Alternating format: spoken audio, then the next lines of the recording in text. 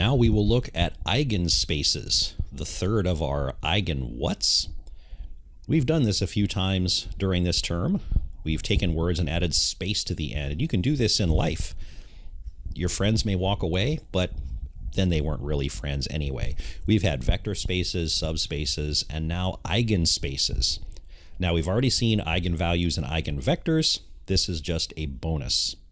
The good news about eigenspaces is that I tricked you in the last slides and I showed you how to find eigenspaces without using the word. An eigenspace is the collective span of the eigenvectors of a matrix. So if you found the eigenvectors of a matrix and you create their span, which remember is the set of all possible linear combinations of them, you have created a subspace of Rn, where n matches the size of A. And that's the eigenspace of the matrix A. The eigenvectors, because you're forming this space out of their span, those eigenvectors are basis vectors for the vector space. So in those last slides, this was the example we saw, the 3x3 matrix A, eigenvalues of lambda equals 1 and lambda equals 5. 5 was repeated twice. Lambda equals 1 had one corresponding eigenvector. The repeated eigenvalue 5 had two eigenvectors with it. And so we could say that the span of these three eigenvectors is a subspace of R3 and in fact is the eigenspace of this matrix. Now it gets even better because within that full eigenspace of the matrix are subspaces corresponding to the spans of the individual vector or vectors as shown. Remember, lambda equals 1 gave a single eigenvector. The span of that vector is a one-dimensional subspace of R3. The span of the pair of eigenvectors that went with lambda equals 5 form a two-dimensional subspace of R3. And these are the eigenspaces of the matrix A. So if you are asked to produce eigenspaces, plural, of a matrix, just make the spans of the individual eigenvector or eigenvectors that came out during the search.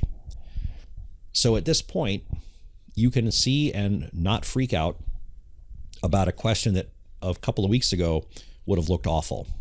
The question would be, find the basis vectors for the eigenspace of this matrix A. If you had seen that question a few weeks ago, you probably would have just dropped your stuff, turned around, and walked out of the class. All this means is find the eigenvectors of the matrix, because they are the basis vectors for the eigenspace of the matrix. So let's run through finding basis vectors for the eigenspace of this matrix, which is just finding the eigenvectors for this matrix exactly like we did in the last slides. But one more example never hurts. So here we go. The key to finding eigenvalues and eigenvectors comes out of this construction A minus lambda I, so it's good to see A minus lambda I, and here it is for this particular matrix. The determinant of this A minus lambda I will help us find the eigenvalues. Remember that they are where the determinant of A minus lambda I is 0.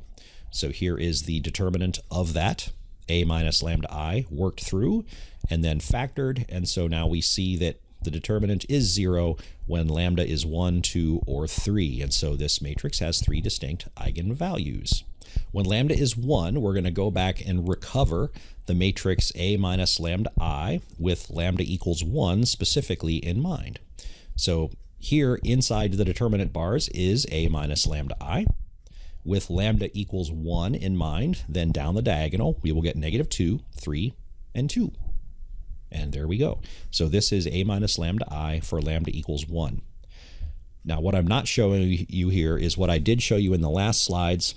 Just to speed this up a little bit, we're looking for where the matrix equation A minus lambda I times the unknown vector V is 0. The unknown vector V is the eigenvector we're looking for. The solution to that system is based solely on the row-reduced form of A minus lambda I. Here is the row-reduced form. And what we tell from this by row 3 is that V3 in the eigenvector will be a free parameter, and then V2 and V1 are both just equal to that V3, or that free parameter. So the solution set to that system of equations looks like this, which means a perfectly good eigenvector for this matrix when lambda is 1 is 1, 1, 1.